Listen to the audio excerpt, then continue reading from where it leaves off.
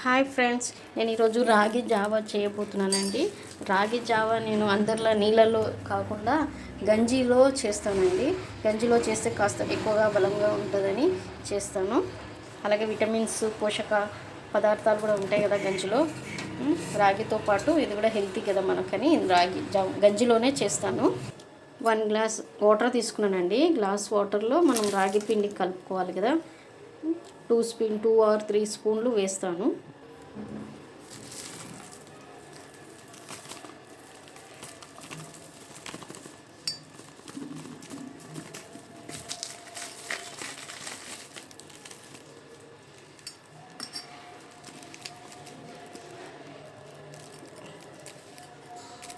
రాగి పిండి ఎక్కువ వేస్తే ఏం కాదు, కాకపోతే గట్టిగా అవుతుంది. అది దానికి తగ్గట్టు వాటర్ లేకపోతే గట్టిగా అవుతుంది.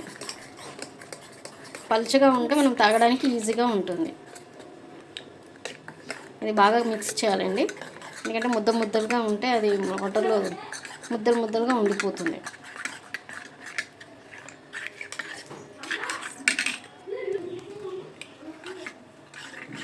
దీన్ని బాగా మిక్స్ చేయాలండి. అలా మిక్స్ చేస్తేనే ఇది ఏంటంటే ఉండలుగా కట్టదు. ఇది కలిసిందండి వాటర్లో పౌడరు. ఇప్పుడు స్టవ్ ఆన్ చేసుకొని ఆ గంజిని వేడి చేయాలి.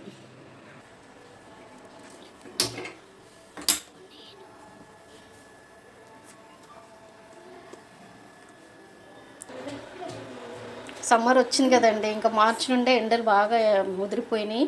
పిల్లలు కూడా ఒంట్లో హీట్ అయిపోయింది పిల్లలకి. ఇంకా నేను చేద్దామని చేస్తున్నానండి. వేడి అవుతుందండి. ఇది కొద్దిగా మసిలినప్పుడు ఆ వాటరు ఇంకా చాలామంది అయితే గంజి నైట్ తీసి 2 days వరకు దాన్ని పులిగించడము అది ఇది చేస్తారు కదండి. నేను అట్లా ఏం చేయనండి. మార్నింగ్ తీసేసినానంటే ఈవినింగ్ వరకు చేసేస్తాను. పిల్లలు రాగానే స్కూల్ నుంచి వాళ్ళకు చెరో గ్లాస్లో పోసి ఇచ్చేస్తాను. ఓకే, మసులుతుందండి. ఇందులో నేను ఇది కలుపుకున్న రాగి పిండి ఉంది కదండి, ఇది పోసేసుకుంటాను.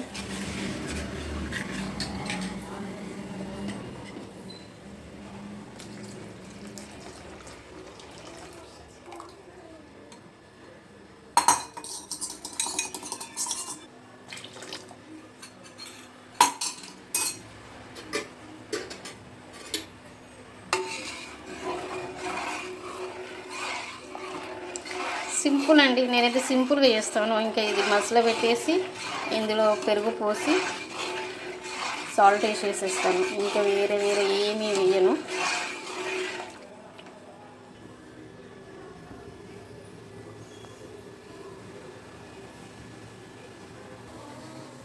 మసులుతుందండి బాగా. సిమ్లో పెట్టుకోవాలి. ఇది సిమ్లో పెట్టుకోకపోతే పొంగిపోతుంది, మొత్తం కింద పడిపోతుంది. నీడ వస్తుంది ఇక్కడ.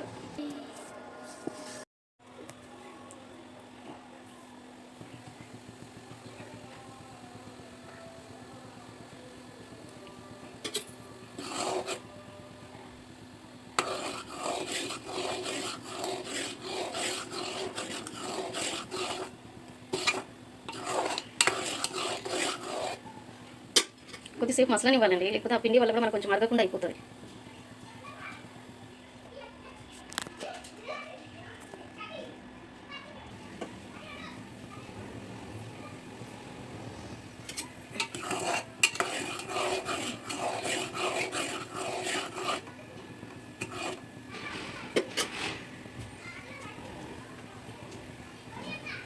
ఇంకా చాలండి, ఇదే స్టవ్ ఆఫ్ చేస్తున్నాను. కొద్దిగా సాల్ట్ వేస్తున్నాను.